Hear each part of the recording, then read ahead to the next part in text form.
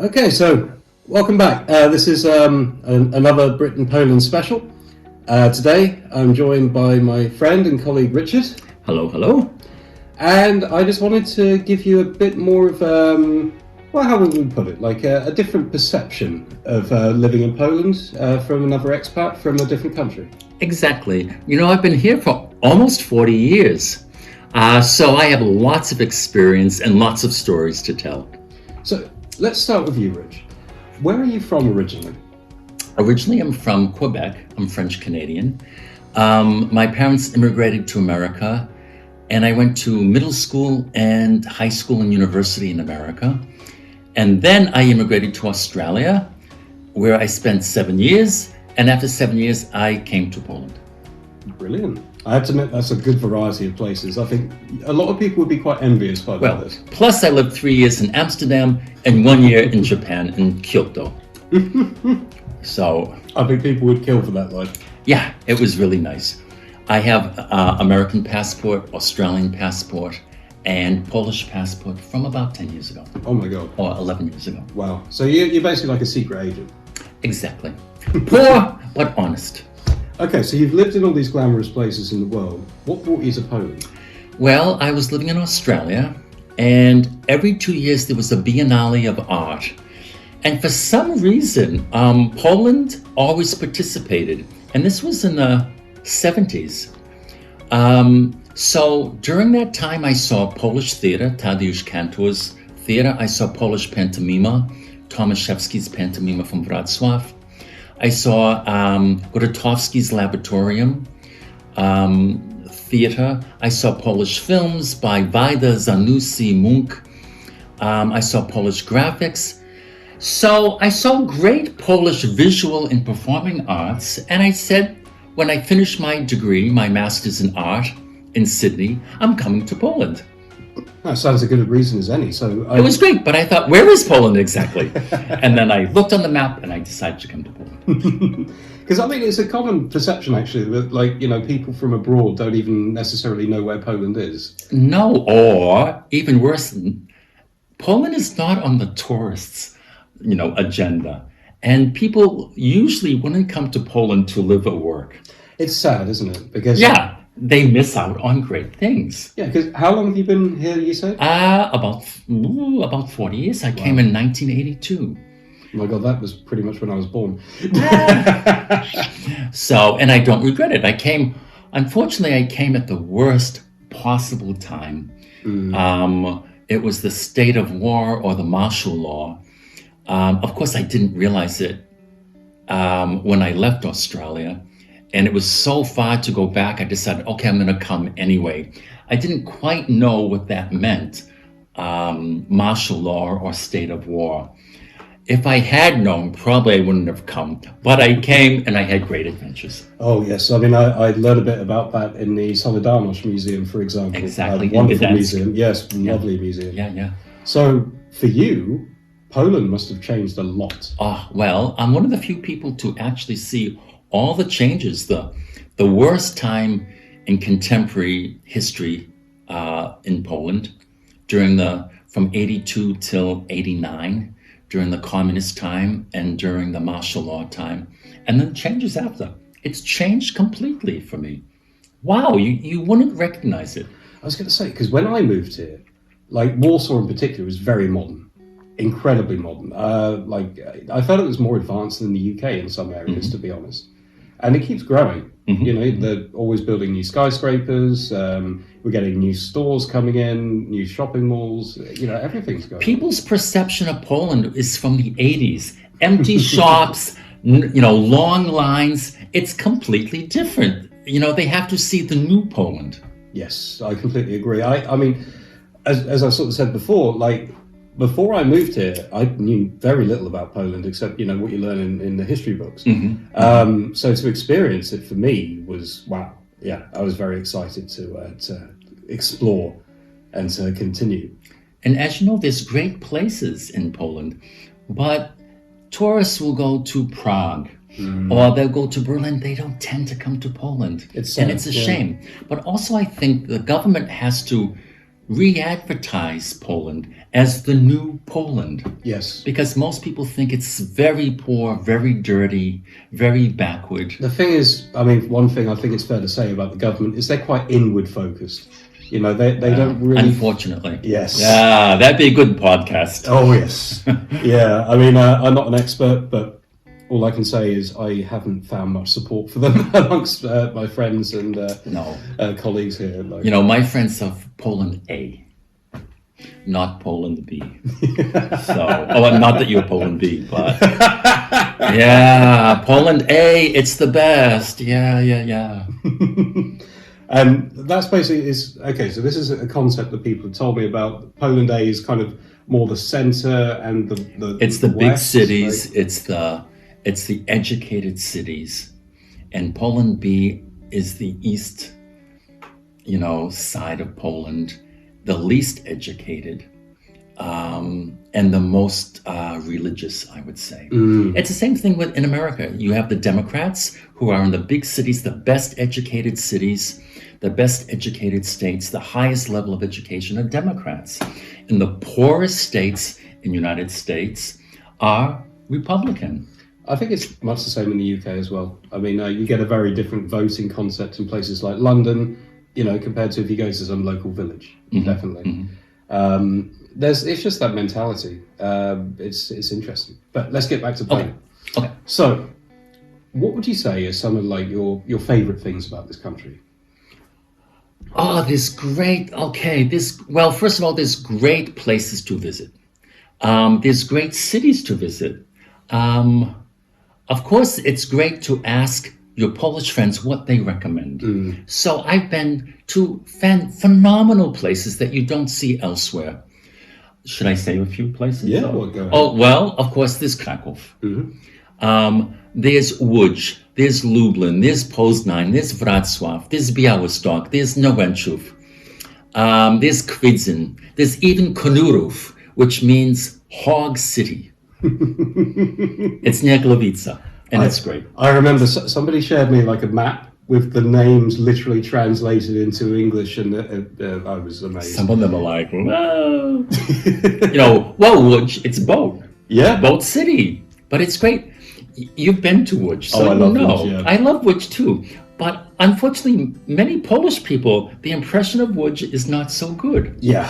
I mean, I think a lot of that is to do with the past. Again, yes, a lot exactly. of people's perceptions about Poland and the places in Poland are kind of rooted a few years ago. Yeah. But also, Łódź, I think, is one of those cities where the population is declining as people like move out to Warsaw and the bigger cities. So there's great places to visit in Poland. Of course, Polish food is phenomenal. Oh, yes, I love Polish and I think I read that in Poland it's the third country with the most vegetarian and vegan cafes and restaurants now. That's interesting. Yeah. I have some friends who are vegan or vegetarian and some that don't drink beer, which I still think is a bit odd. But to each their own. Okay. So how do you get by in Warsaw? What do you do for work? Oh, well, I do a lot of things. I'm a private English teacher, but my students are top singers, actors, musicians, television personalities, and I teach some top-level government people. I teach at different embassies. Of course, they're all Poland A, except for a few. So I have a wide range of students who become my friends as well. Also, I work as an artist, so I do visual arts and performing arts. Many times I work with actors on their dialogues in English, or I write the dialogues in English. I write the texts, the lyrics for Polish bands in English.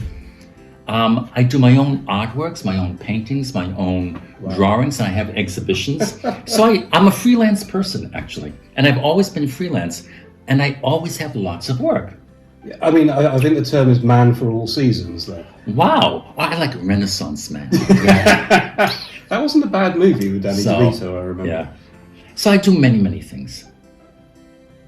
Oh, that's really cool. And I have lots of work and lots of friends in all areas of society. So you're probably one of the most connected people in Warsaw. Probably, yeah. And also, as you know, in Poland, it's your connections that get you places. I need to build up more of these. Yeah, it's the best. So if you need a vaccination, a flu vaccination or whatever, it's nice to know people. If you need a new flat, all my flats came from word of mouth. Oh. It came from my friends and students. If you need a girlfriend, ask everybody, they will find one for you. I'm going to write these down. Yeah, right. Okay, so we've talked about what you love about Poland. Are there any things that you perhaps find difficult here? Are there any day-to-day challenges that you face? Okay. The only times I get angry are when I'm in the post office or at the bank. There'll be 20 people waiting in line and one person working, and 3 other people doing something but not working. And it used to drive me crazy. I see now you can get at the post office, you get a number. So that's better. And at the banks, you can do online banking and you can withdraw from those machines and deposit. So I don't have to go into the banks that much anymore. In the post office, I go to the main post office that's 24 hours. And I go at midnight, there's no people there. And how do you get on with the Polish language?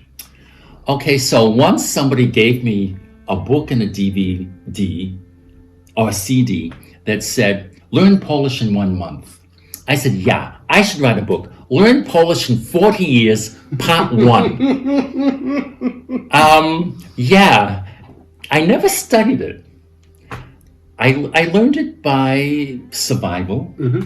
I can go anywhere, any cafe, any restaurant, any station. I can do what I want to do without learning it, but it is very difficult. Yes. And it's considered one of the top most difficult languages. But I mean, the way you were saying the place names, you've obviously got the accent down. Because I mean, this is one of the things I'm still trying to learn. How to actually pronounce things properly in Polish, because it's very different from English. Oh, and it's very different from the spelling. Yes. Wrocław. I said, that's Wrocław? Łódź. That's how you say Łódź? Wow. So don't look at the spellings, just hear it and say it. But you can do survival Polish, which is speaking, getting what you need to do for your daily life.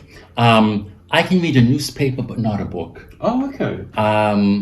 I can't really write it, but you have Google Translate now. Yeah, true. But I feel confident to go anywhere in Poland at any time and be able to organize my life. But 40 years. Well, if I'm still here in 40 years, I hope I'll be able to do the same. Bravo. Bravo. And I don't want to study Polish. No, it's too difficult. No. Okay, so do you have any tips?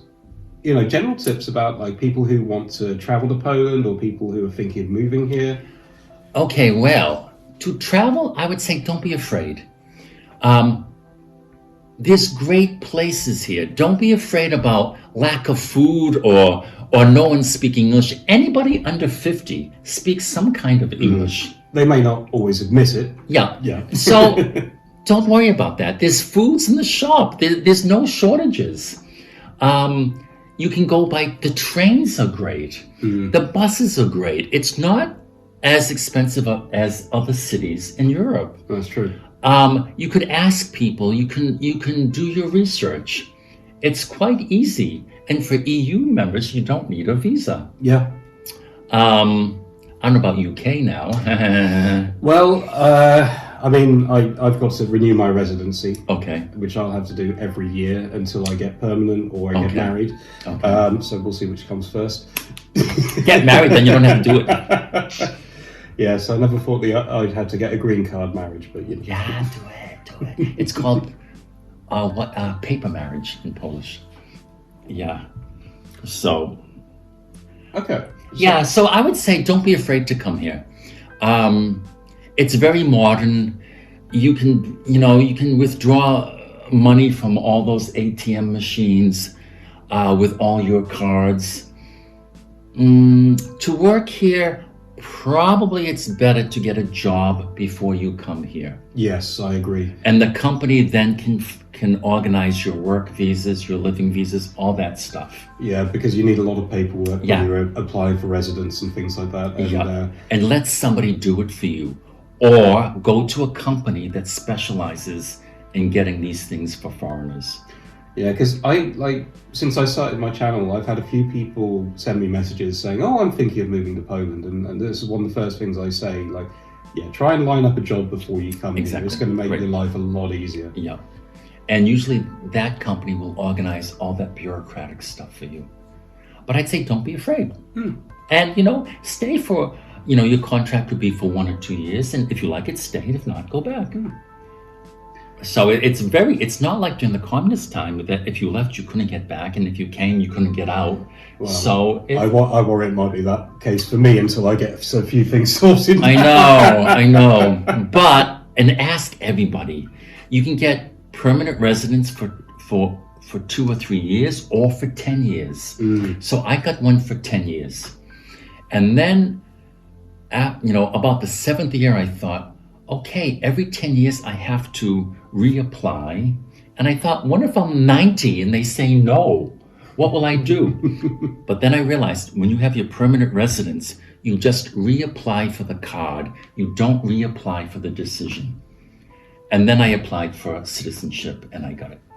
So now the rules have changed a little bit. To get a permanent resident, I think you have to speak Polish and take a test. Yeah. And to become a citizen, you have to speak Polish and take a test. So when I did it, it was like, do you speak Polish? Yes or no? Yes. That was it. That was like so simple. Yeah, they changed it now. Right, that tells me I've got to start taking lessons. Yeah. Okay, is there anything that sort of surprised you about Poland, or that you still find odd, even kind of after years of living here? Well, okay, there's the Polish method. In fact, there's a perfect example on New Year's Eve. The week before New Year's Eve, the government said there will be a curfew between 7 p.m. and 6 a.m. And then, 2 days before, they canceled it. But then you ask 10 Polish people, so is it canceled or not? Maybe, maybe not. Yes, no. And those rules are just suggestions. Then nobody knows exactly. So you can interpret it how you want to interpret it. But nobody agrees. Nobody knows exactly. Sometimes those regulations and laws are general and not specific. So that's very Polish for me. In other countries, it would be yes, no, and that's it. In Poland, it's So that's something special, which you can use to your advantage. Yeah, I mean, I think it's fair to say that Poles are very good at getting around restrictions. Exactly. Because they had to do it during the Nazi occupation, and they had to do it in the communist occupation. So it's in the blood now, basically. So they still do it. There's 100 different ways to do it. So for me, that's always interesting. Or I remember being on the tram asking somebody, what time is it? And they said 10 o'clock. Two people, a person 2 seats down said, no, it's 9:45. Someone else said, no, it's 9:50. And someone else said, and a huge discussion over what time is it? And they'll say, okay, we'll check when we come to the Palace of Culture, we'll look at the clock. And then it was 10 o'clock in the Palace of Culture. But then people said, no, that clock is slow. So 100 discussions over what time is it. So that was always funny. So that's typical Polish for me. A few things that I find slightly irritating is when you're getting off the bus or the tram or the metro, normally people who are getting in will leave a space for you and stand on the side. Polish people stand right in front of you. I've noticed that, actually. Yeah. Why did they do that? So I decided 35 years ago, I'm not going to go around them. I'm going straight through. And to this day, I still go straight through them. I said, just move to the side. what do they say in the metro in London? Oh, God. Mind the gap Oh, and yes. stand to the side and let passengers leave. But they stand right in front. I mean, I find it can be the same thing with queues. Like, if you don't move quickly enough in the queue, somebody will jump ahead of you. 100%. You know, if you're looking at, you know, you're in the queue and you see a candy bar and you just move there, somebody will come around you. So that's why in the post office now, you have the numbers. But also, remember, there were always long queues in Poland for everything. And people would wait all day or 2 days for things. And I still need to play this, but there's even a board game about that. okay, wow. So I see that queuing is definitely Polish. However, you know Manakina restaurant? Yes. So it's a restaurant, a cafe that sells pancakes or crepes. And always there's like 50 people in line. Yeah, I went there like last January, I think. And even in the freezing cold, there were like 20 people. Waiting in line. I will never do that. I said, okay, I'm Polish, but not that Polish. I will never wait in line for more than 5 minutes. And Polish people, 100% they'll wait. Cool. Okay. Well, I mean, I think that's probably all we've got time for today. Okay, well, it was a pleasure to be here and to speak with you. Thank you very much for your time And today. next podcast, we'll talk about Polish politics. Oh, yes. I have a few friends who are quite eager to see that podcast. Well, it was a pleasure. And I hope that people will come to Poland to visit and listen to Richard's suggestions about places to visit and things to see and things to do. It's a great adventure, and 100% you'll enjoy it. Yes. I hope you enjoy the journey. As I discover more of Poland, I will share it with you, and you can make up your own mind based on the videos I produce. So thank you very much for watching. Dziękuję bardzo. Do widzenia. Do widzenia.